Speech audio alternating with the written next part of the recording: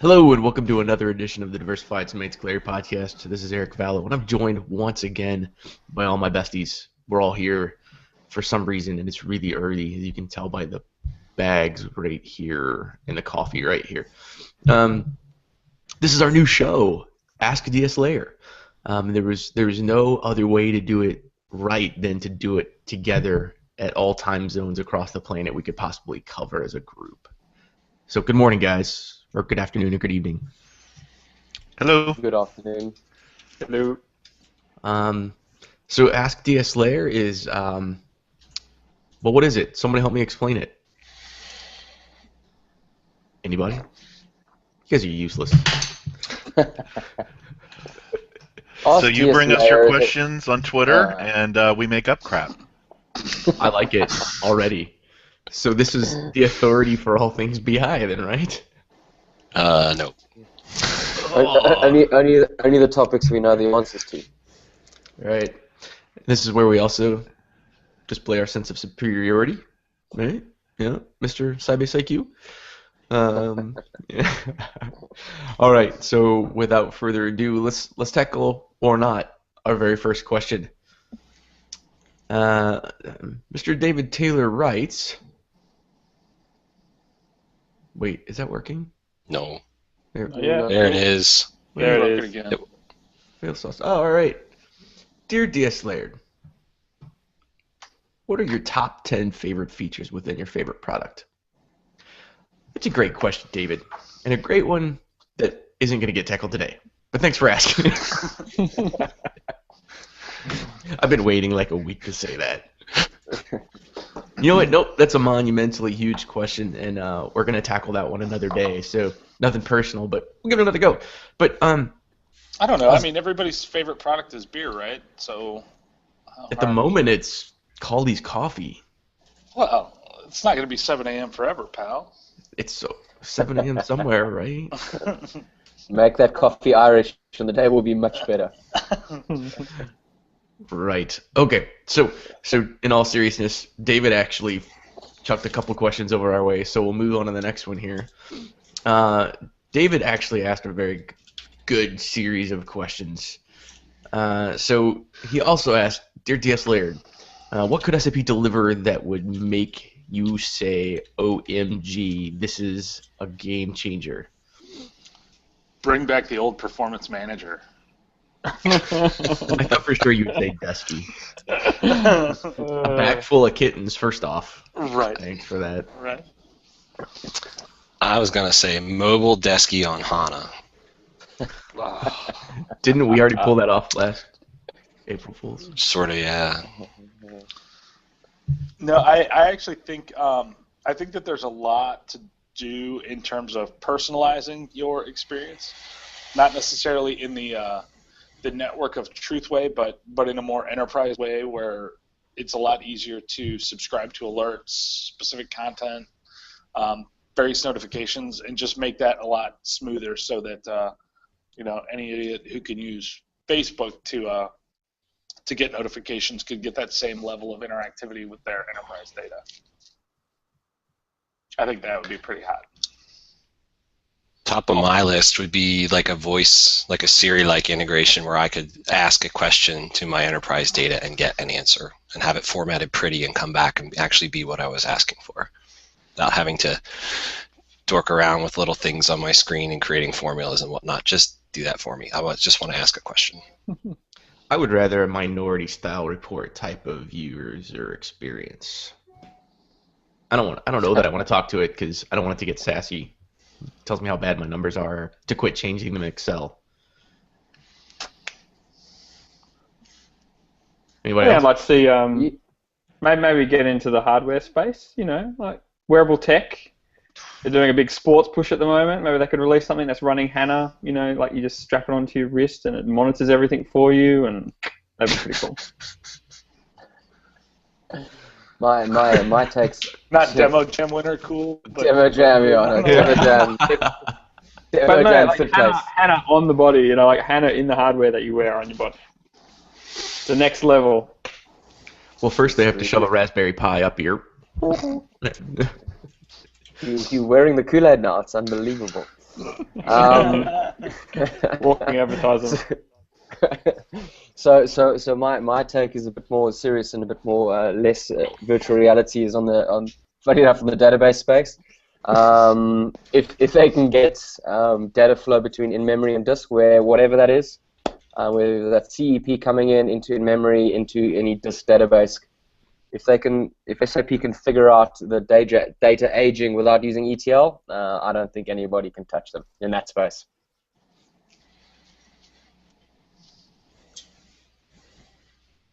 Dallas? Stunned silence once again. Amazing. I was just glad you didn't say IQ. I just want to patch my BI platform and actually enjoy the patch for a few weeks before being asked to apply a different patch. That's all I'm asking for right now. You're going to be asking for a while. Awesome. I didn't really think this one through. I don't know that I have one. Bring back Flash. I don't know. Well, I like the minority report style thing. I think that's doable. You know, kind of like have your mobile tablet there, have it on a big screen, be able to design and pull components off. So haven't we seen demos like that at Sapphire? It seemed like they had something hooked up to a Kinect last year where they were, moving stuff around with their hands in a very magical sort of format. Like a Surface? Or what is that the one? No, like that Microsoft was a Sapphire Kinect. last year. Yeah. Yeah, that was 2012 Sapphire. Well, did you guys see the video a few weeks back from Elon Musk, from the dude from Tesla, that he wanted to create that Iron Man style user experience, and he did a demo of him working on an engine parts with twist motions and stuff, and that's the future right there, really. That's it. And also the 2012 Sapphire. Right? Nobody saw it and believed you, Jamie. Clint saw it.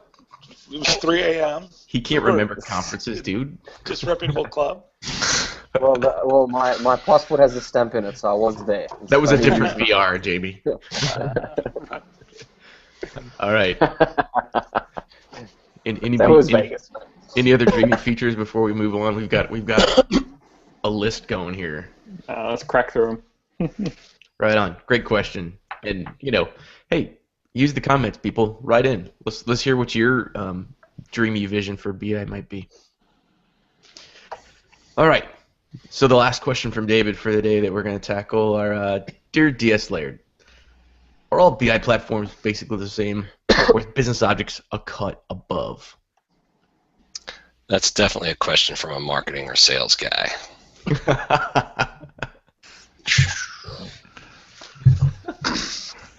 I don't know. I think it is a cut above. I mean, I don't know of any other companies that provide the breadth of solutions that Business Objects does, right? I think it's tough to find one vendor that can meet all of your needs. You can certainly Frankenstein together a landscape with, individual best of breed solutions, of which some of Business Object stuff will be in there. But if you really want to stick with like a strategic partner type vendor, I don't know how you would do better than Business Objects in the BI and analytics space. I think IBM's probably the closest bet. I mean, they've got they've got, from a presentation now, there's Cognos obviously, which by all accounts is a good tool. Haven't used it a lot. And they've got DataStage from the ETL perspective, which is a great tool. I've used that a lot. And then I think where they probably fall flat is on the database tier. But from an end-to-end architecture, I would say IBM's probably the closest competitor from the full stack.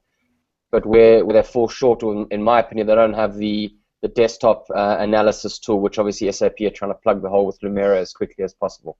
Right. Well, so I think that's from an end-to-end, that's probably the closest competitor.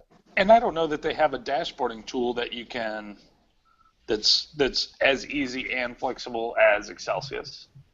I don't know that they have anything that's as powerful as Crystal Reports. I mean, you never hear of Cognos being OEM'd with everything, or at least I don't. Yeah, go for it, Josh.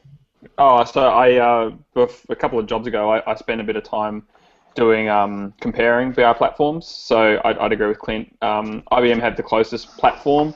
I'd say they're more integrated from a BI perspective compared to Business Objects, in terms of tool consolidation. Like all their tools, they're all web-based. You don't realize you're moving in between them.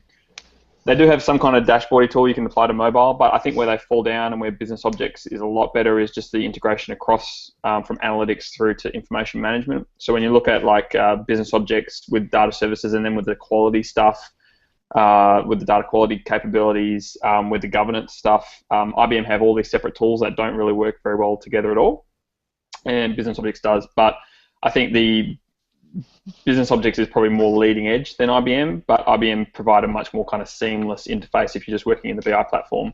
OBIE is like really 90s UI.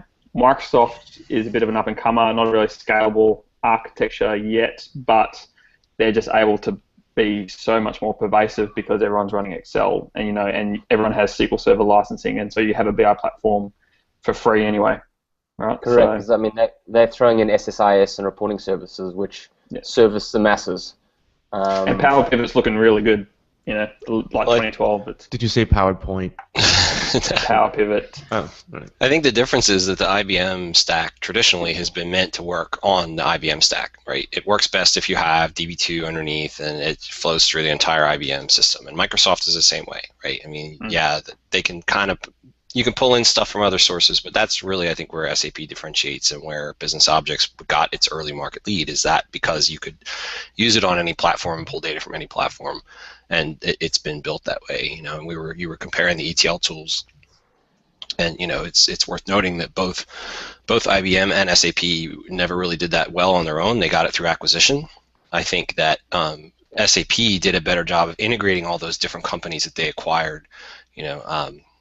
I can't remember the one that data services used to be, but then they acquired First Logic, which had all the data quality and the sanitization stuff in there. They did a good job of baking that all together, and it's one harmonious tool that works really well with the stack now. Whereas, IBM bought DataStage from Ardent and then all those other tools that they have, and it's just that integration part isn't there yet. That's why they're all separate tools still. So, And the interesting thing about Oracle's OBIE platform and Microsoft platform is they're even worse than IBM in that you can't use half the functionality unless you're running Oracle or SQL Server, respectively. Like even with SQL Server, if you're not running Microsoft SQL Server, Excel, SharePoint, you don't get any dashboards, you don't get any KPI functionality. You can't use any data sources to report off unless it's SQL Server. So you need to move everything into an SSAS cube before you can actually build stuff on it. Like to me, it's very, it's very proprietary. But if you're aligned to one vendor, then cool. Right. We've got off topic. We've got a request from Mark from Canada, asking if you can watch the show live. So Eric, I don't know if there's a link we can tweet out. Oh, I'm emceeing. I did tweet that it's on Eric's G Plus feed. You can actually, it says he's streaming live. Yeah. Well, that's a new kind of pressure I didn't really want. But hey, Mark. Thanks, Mark. Well, he can't be watching the show yet if he's still looking for that, right? It's actually really funny because if you look at Eric's feed, it looks like he's giving the finger with his index fingers. It is pretty funny. Well done. I'll have to work on that. Yeah. All right, next question. Next question comes all the way from, the UK via Atlanta.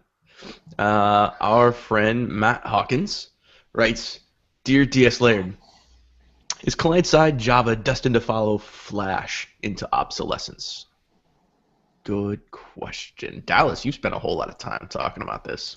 I think we all hope that is the case. I think it seems obvious that would be a good idea given the issues that SAP has had with tighter security, just with Java in general, and on the Apple Safari platform in particular. I was glad to see that was finally resolved in BI 4.1. But I don't think we've seen in the roadmap any there is a one-liner in the one roadmap that they do plan to harmonize, the non-HTML and the Java versions of Web Intelligence, for example. But there's no real timeline at this time, and I'm guessing that they're probably coding a solution, and they're just hoping to see enough progress, with the code so that they can start to kind of predict a release date and start setting expectations. I think you have to look at Lumira as an indicator that that's a highly probable thing, right? I mean, you've got a platform that is entirely HTML5, server-side JavaScript, and CSS, right? So I would also say just the sheer fact that Oracle bought Java, that SAP is going to purge it. It's just a matter of time. Yeah, it's tough to imagine it being strategic going forward after a Webby Java apocalypse, as Greg so eloquently put it. I mean, by the way, Webby Java Geddon. Sorry. And I did steal that from our buddy Smokey the Beer. So. Okay. Yeah, I mean, it doesn't make. It doesn't really make strategic sense to stay that tied in with Oracle. It doesn't really make. I don't know that it makes technical sense anymore either. Like I think it's if we're moving towards a world of HTML5 and all that good stuff, it seems like there's got to be something better to jump to. Well, I think it's just like anything else in the tech world, right? I mean, it was born out of a need that we had at the time, but now it's old tech. It's only extensible so far, and you can see, we're pushing it to its limits as it is. Just look at how BI4 engines work with these heaps, and they say that 64-bit architecture can handle as much memory as the system has. So in theory, you would think that I could put 100 gigs of RAM in a stack for processing Webby. Well, I can't, and it's not because of the system or the code. It's because of Java.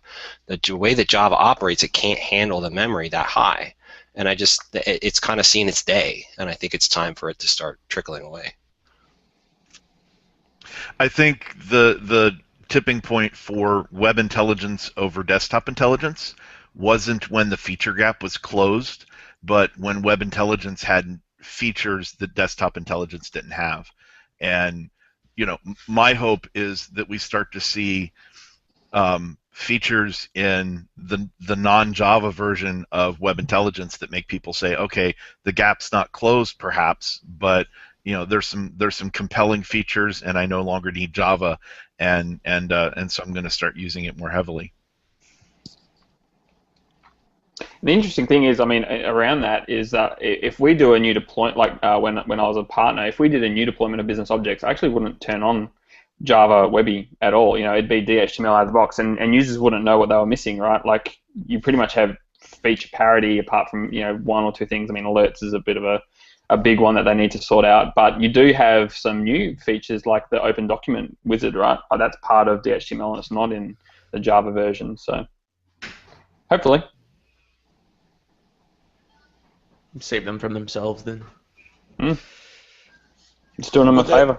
That's a good point, Josh, because I almost always recommend to stick with the DHTML version instead of the Java version, just because it's a huge pain in the butt to try to keep your Java at a low enough level for it to still work. And I don't know how we missed too, guys, that SAP has already shown the world Webby on HANA, which is all HTML5. See it, Oracle. All right. We ready to move this one along? Yep. All right. So Mr. Mark Richardson writes, Dear DS Laird, when will all Custer Reports functionality like dynamic parameters, business views, be consolidated into CRE for enterprise? Wait, no, that would be CR enterprise. I would say as soon as the mayor of Toronto resigns. Ooh.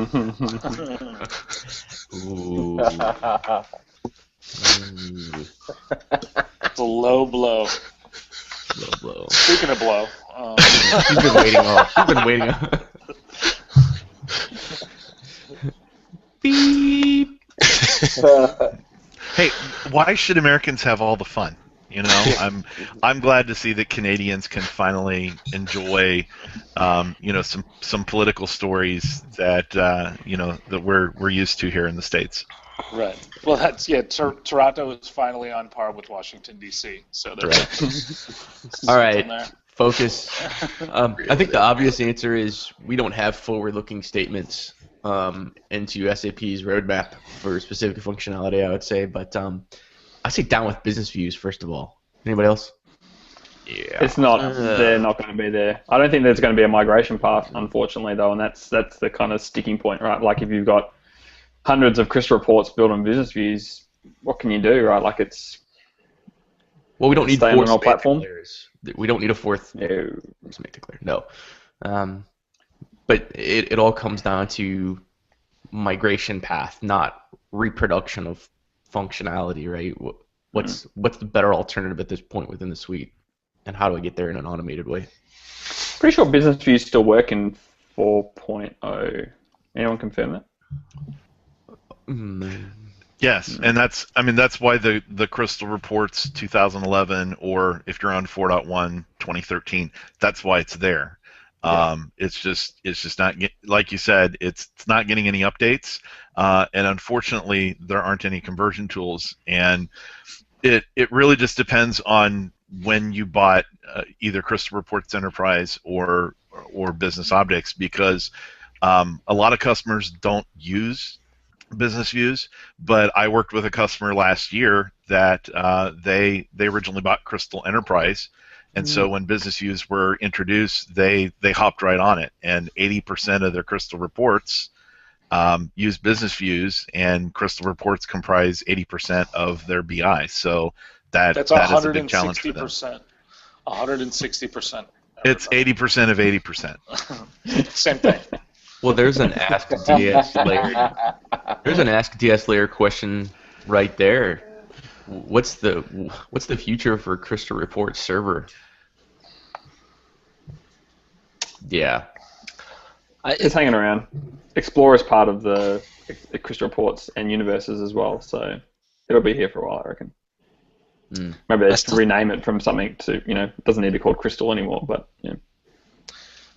I still think Crystal's one of the most widely deployed reporting tools in the world still, right? Because they allow that OEM into everything, and there's stuff out there all over the place. I just don't see it going away anytime soon. So is anybody else concerned that Crystal Reports and Crystal Reports Enterprise isn't very well understood out in the marketplace? It seems like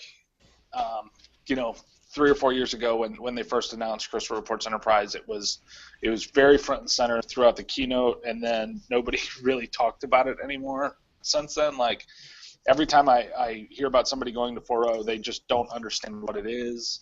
Do you guys get that sense too, or am I missing the mark? I'm afraid the way that it looks is that you use Crystal Reports old school for anything, old, and CRE for anything new, like Direct to HANA or BIX. I mean, all the new capability seems to be flowing into CRE, but the gap isn't closing quite as fast.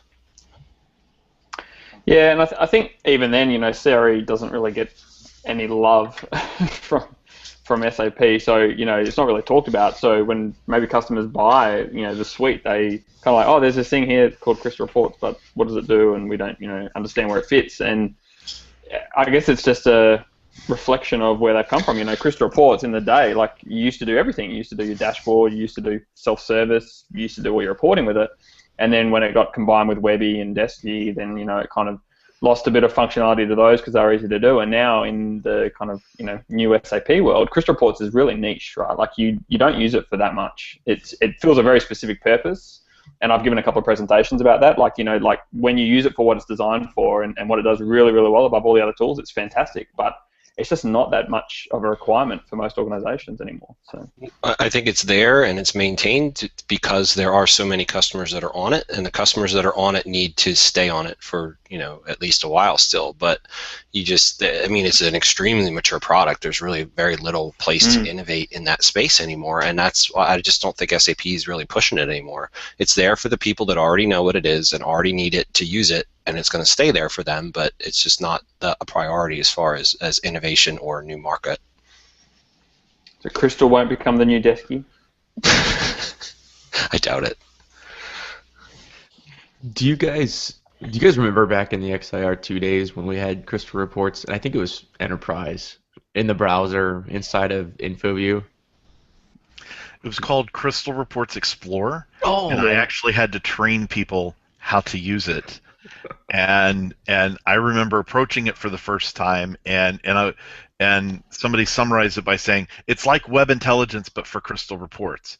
And you only had to use it for about 5 minutes to realize that no, that was not true at all. The beautiful thing is, as I was training my users, I got a lot of questions because what were they doing with it? They were writing queries and dumping them to Excel, and the Excel functionality was terrible. So yeah, it was awesome. I think for right now, Mark Richardson's perception is entirely correct that the gap has not been sufficiently closed yet, and I think even for new requirements, customers are going to keep going with what they're familiar with until Crystal Reports for Enterprise closes the functionality gap, and unfortunately, that did not happen with 4.1. I think you just said something to offend Mark because he disappeared. No, astute point. Well, with that, why don't we tackle Mark's final question about CR and CRE. Oh, let me cue it up here. Sorry, guys. I'm new at this. So Mark asks, Dear DS Laird, what is the path for SAP Embedded Analytics, so content which now uses CR and Excelsius dashboards? And I would even throw into that all those heinous SDKs.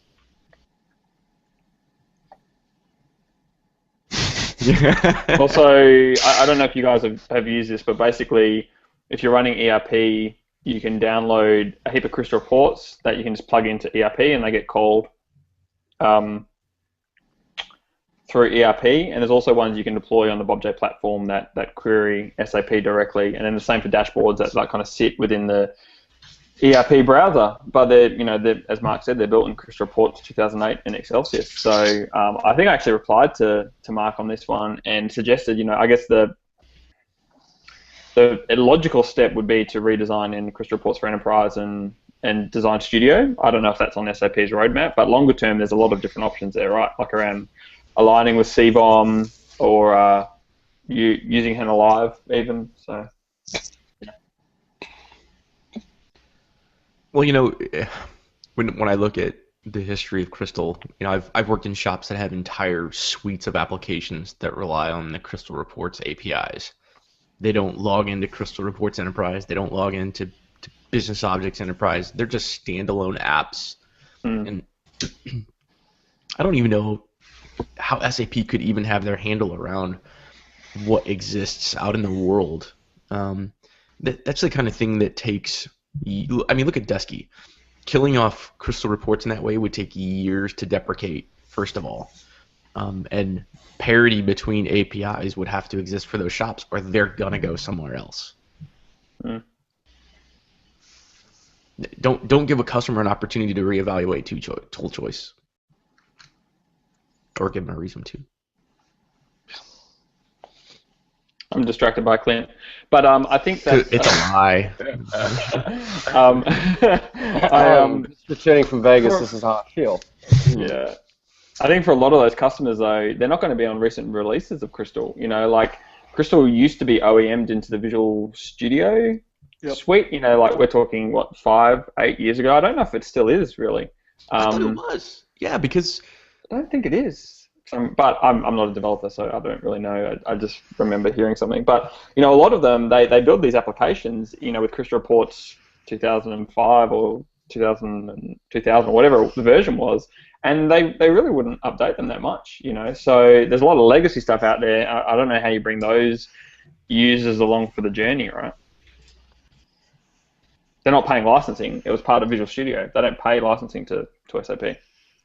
Can I just, probably ask a stupid question, is that I've never had much exposure to Crystal, but looking at the future of where SAP are going, we go down the HANA road of the whole visualization libraries inside the engine. Isn't that where all the investment's going to go? I mean, all the legacy sort of Crystal OEMs that are out there is just probably going to die with as minimal support as possible. Is that perception right or wrong? Well, I don't think it'll go away. It's too flexible.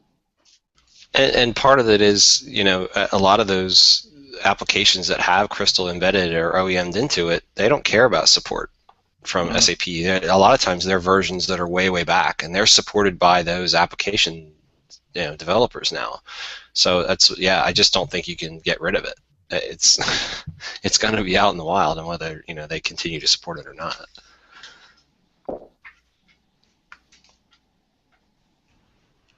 I was trying to look real quick to see if Crystal Reports was still embedded in Visual Studio 2013, and support certainly seems like it should be there.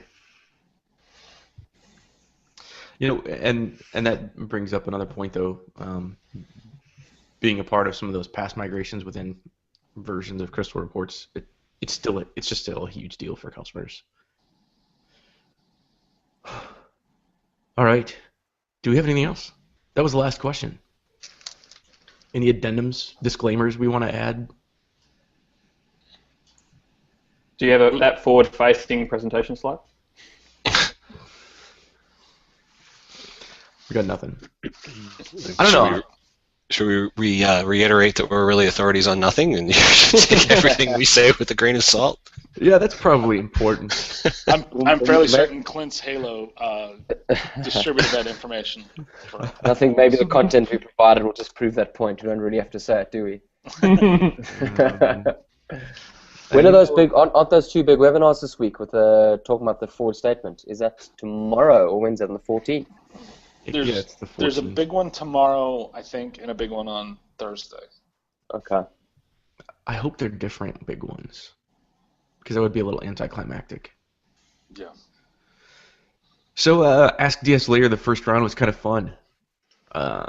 Hopefully, our responses weren't totally useless to you. But keep asking. Let's have some fun, and we'll keep taking uneducated guesses at things.